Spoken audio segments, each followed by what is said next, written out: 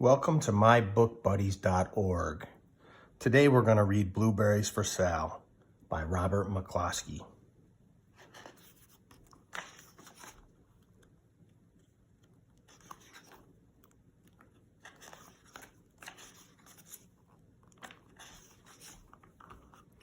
One day, little Sal went with her mother to Blueberry Hill to pick blueberries.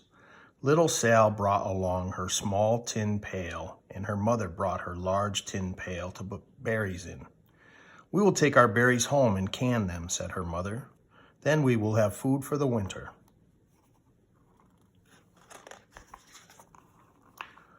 Little Sal picked 3 blueberries and dropped them in her little tin pail. Kerplunk, kerplank, kerplunk. She picked 3 more berries and ate them. Then she picked more berries and dropped 1 in the pail. Kerplunk, and the rest she ate. Then little Sal ate all 4 berries out of her pail. Her mother walked slowly through the bushes, picking blueberries as she went and putting them in her pail. Little Sal struggled along behind, picking blueberries and eating every single one.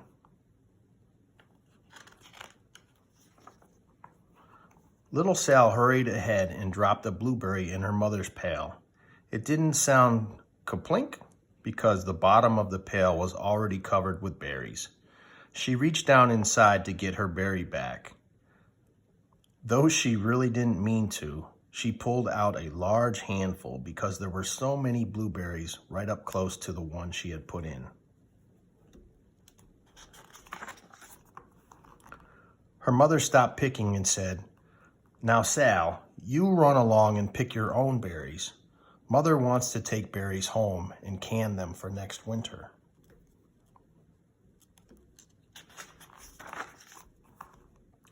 Her mother went back to her picking, but little Sal, because her feet were tired of standing and walking, sat down in the middle of a large clump of bushes and ate blueberries.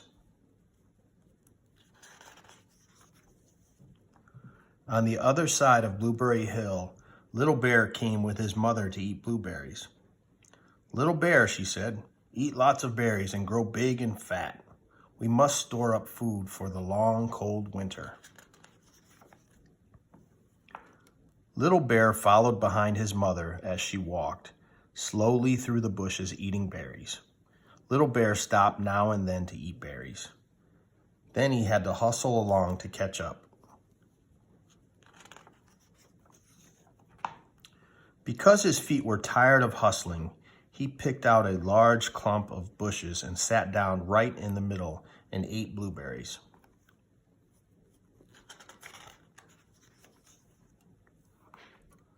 Over on the other side of the hill, little Sal ate all the berries she could reach from where she was sitting, and then she started out to find her mother.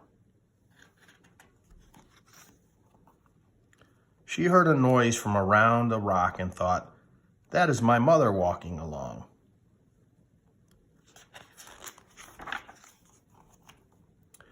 But it was a mother crow and her children, and they stopped eating berries and flew away, saying, "Caw, caw, caw." Then she heard another noise in the bushes and thought, "That is surely my mother, and I will go that way."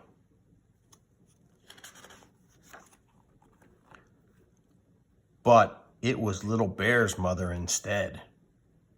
She was tromping along, eating berries and thinking about storing up food for the winter. Little Sal tramped right along behind her. By this time, Little Bear had eaten all the berries he could reach without moving from his clump of bushes. Then he hustled off to catch up with his mother. He hunted and hunted, but his mother was nowhere to be seen. He heard a noise from over a stump and thought, "That is my mother walking along." But it was a mother partridge and her children. They stopped eating berries and hurried away. Then he heard a noise in the bushes and thought, "That is surely my mother. I will hustle that way." But it was little Sal's mother instead. She was walking along, picking berries and thinking about canning them for next winter. Little Bear hustled right along behind.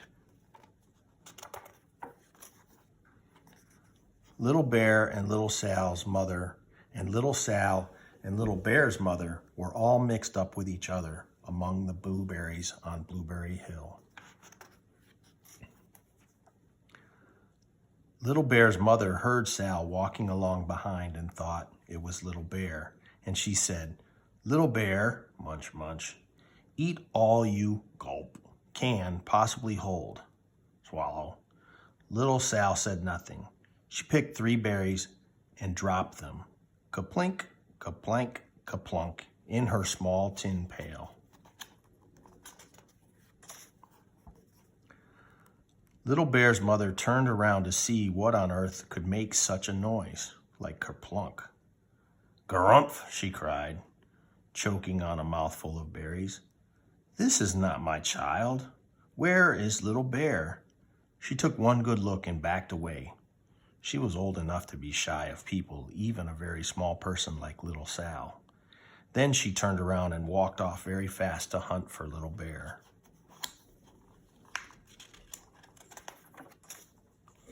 Little Sal's mother heard Little Bear tramping along behind and thought it was Little Sal.